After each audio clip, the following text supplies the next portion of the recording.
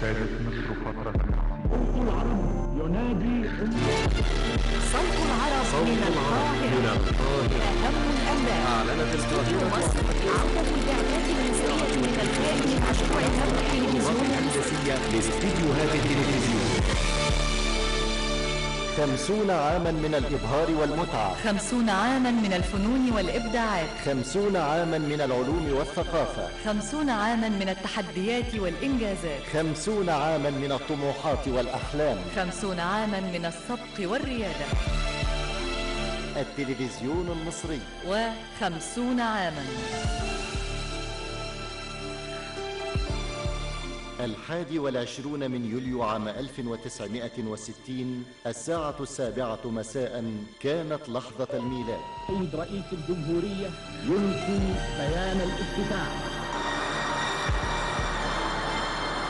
هو الآن منارة ثقافية جديدة وضيف وليد على الأسرة العربية. جمهور المشاهدين وفيهم بدأ التلفزيون المصري نابضا بالحياة، شامخا ومعبرا عن نبض الثقافة المصرية وإبداعات ملوك الفن والأدب. وعلى شاشاته انطلق الفكر الإنساني بلغة جديدة وصورة مجسدة. حسن جدا. امتزج التلفزيون بكل فنونه مع الواقع المصري ليصبح نهرا معرفيا التف حوله المصريون ينهلون منه المعرفة والمتعة، فكان مرآة لتاريخ عظيم وواقع مليء بالتحديات. إلى مطار القاهرة. وبقدرته السحرية الفائقة لعب التلفزيون دورا مهما في إثراء الوجدان وتشكيل وعي الإنسان المصري والعربي.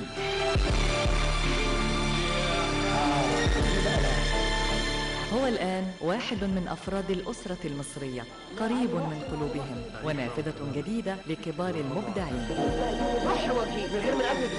هي دي السلبية اللي بقول لكم عليها. تلتقي الآن كل الفنون على شاشات التلفزيون المصري بإبداعات كتب لها الخلود، برائحة الوطن وبكارة البدايات. لازم نفتكر هيفضل معانا على طول. التلفزيون المصري وإثراء للحركة الفنية في مصر، ومواهب جديدة أصبحت فيما بعد رموزا للإبداع. ويفتح الستار الآن على مسرح التلفزيون. كنت تجهل ذلك. وينطلق مسرح التلفزيون ليجسد ويؤرخ لهذا الفن الراقي، لتنقل الكاميرا نبض الحركة المسرحية المصرية. الفوازير وجبة شهية قدمت للمشاهد المصري والعربي بخلطة سحرية من عناصر الإبهار والمتعة. ارتبط بها المشاهد حتى أنها أصبحت علامة رمضانية مميزة لا يشعر بمتعة الشهر الكريم بدونها.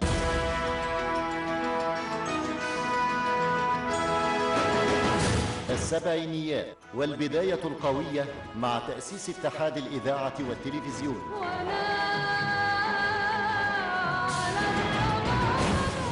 بعد أن تلونت مصر بورود أكتوبر، دخلت الألوان للتلفزيون المصري في انتصار إعلامي واكب النصر العسكري الكبير.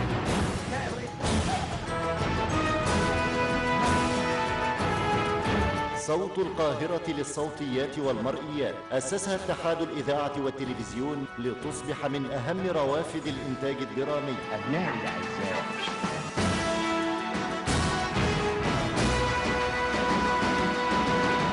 كان التلفزيون المصري مستنيرا منذ بداياته، فتبنى قضايا المرأة والطفل وساهم في محو أمية الملايين.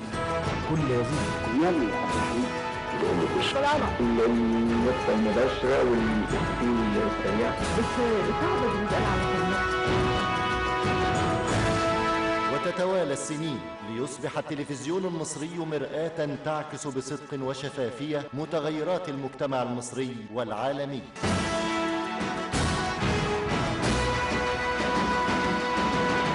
إنهم الرواد الأوائل رسموا على وجه التلفزيون المصري ملامح راقية، وما تزال أصواتهم وصورهم تعانق ذكرياتنا بعد أن شكلوا جزءا غاليا من ذاكرة الوطن.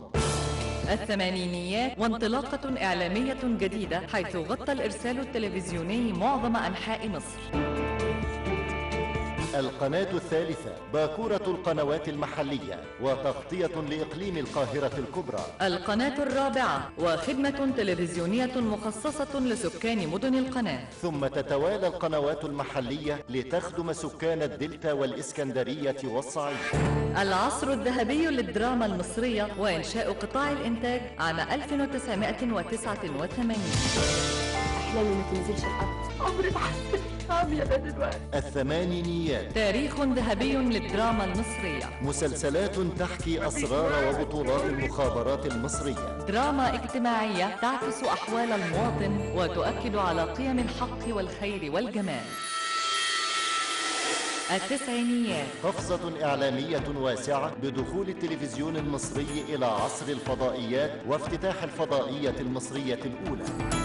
بداية إرسال قناة النيل الدولية. العام 1996. عام ذهبي للتلفزيون المصري، تأسس فيه مهرجان القاهرة للإذاعة والتلفزيون والذي تطور إلى مهرجان الإعلام العربي. وفي عام 96 قناة النيل للدراما ودخول التلفزيون عصر القنوات المتخصصة. انطلقت بعدها 10 قنوات أخرى لتكون البداية العملاقة لقنوات النيل المتخصصة والتي أصبح اسمها الآن شبكة تلفزيون النيل. الآن أخبار بلا حدود، قطاع كامل للأخبار، قناة إخبارية متخصصة، كتيبة من المراسلين يرصدون الأحداث بدقة، نقل مباشر من كل بلاد العالم. العام 98. حلم كبير تحقق بإطلاق القمر الصناعي المصري الأول نايل سات 101. نقلة حضارية وسيادة إعلامية.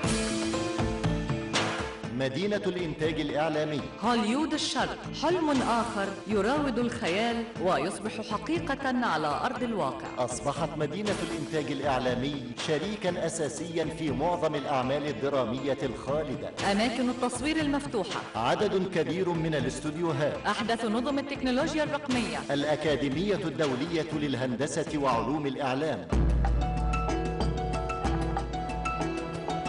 بدأت الألفية الثالثة بانطلاق القمر الصناعي المصري الثاني النايل سات 102 ليحلق بالتلفزيون المصري عالياً في فضاء الإعلام. ويظل النايل سات حلماً مستداماً وهدفاً قومياً متجدداً. نايل سات 201 نافذة جديدة للتلفزيون المصري.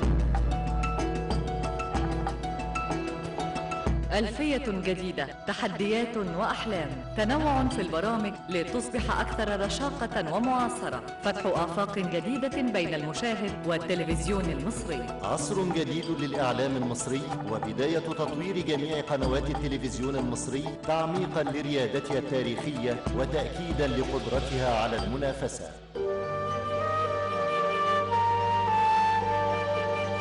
بدأ التلفزيون المصري وليداً متألقاً، فأصبح منارة إعلامية وترفيهية وثقافية تضيء سماء الإعلام العربي وتعكس للعالم حضارة مصر وثقافتها. الشاشة الفضية وسنوات من الذهب، اليوبيل الذهبي والتلفزيون المصري.